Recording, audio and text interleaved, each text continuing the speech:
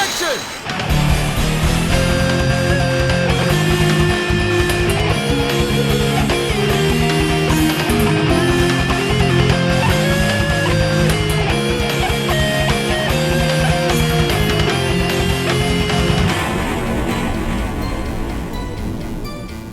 Hello, everypony. I'm MasterCode, your ace analyst, and today we'll be diving into issue number 3 of the MLP Generations arc.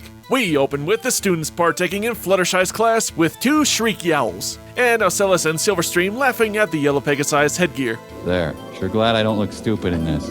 But it's okay because these look so fluffy and adorable, and I just want to pick them up and... So yeah, just like last time, if there's a positive to be said about this arc, is the artwork is great and terrifying. Just look at those things. Yeah, a lot of creativity went into whatever I just saw. Anyway, we see AJ consoling Fluttershy. Oh, AJ, I'm so sorry about your hat. Don't you worry, Pegasus. I've got plenty more hats. Well, that may be true, but I'm pretty sure that particular hat that was given to you by your parents probably has some significant value, or did you just forget that? Your parents are dead! The rest of the main 6 also show their displeasure with all the recent chaos going on in school. They go to the mayor, seeing as all the recent troubles plaguing the town also started around the same time, and they try to put their heads together to figure out who's behind all this. I would go back to talk about Dyer and Grackle, but honestly, most of their scenes from this point in the arc are just them glowering or showing their displeasure for the ponies in various ways. Like we got back to them throwing slime balls at portraits of the main 6, but other than that, we really don't learn anything new. So the plan is to throw a big party in Ponyville to bring the town together once again, and I gotta admit it is funny to see the trio treat this like a professional op by throwing in words like countermeasures when Pinkie and Dash are completely ignorant of them, chowing down on treats. That night, after dealing with all the issues in school, Starlight heads to bed with Twilight checking up on her. It's a short but nice scene of the two comforting one another, with the Princess of Friendship knowing exactly what she's going through. Every pony prepares for the party, with Violet Shiver attempting to fit in once again by making some streamers, but doesn't quite have the knack for it yet. I guess her and Jack Skellington have something in common.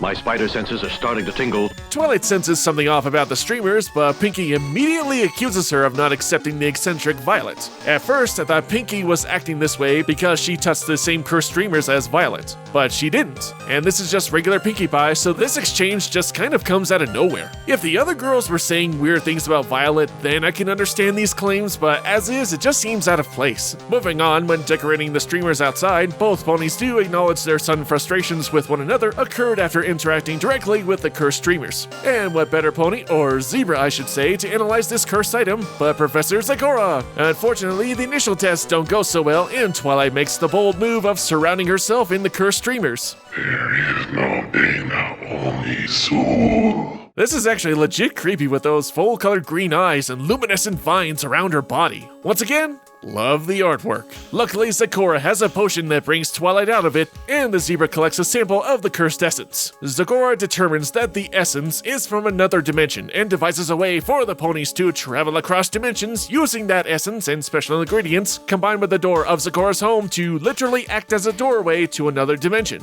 Of course! Don't you know anything about science? And so the story ends with every pony stepping through the portal, ending up just outside of Dream Castle, and getting their first look at the ponies of G1. In the end, issue number 3 is the best one so far, but it's still just okay.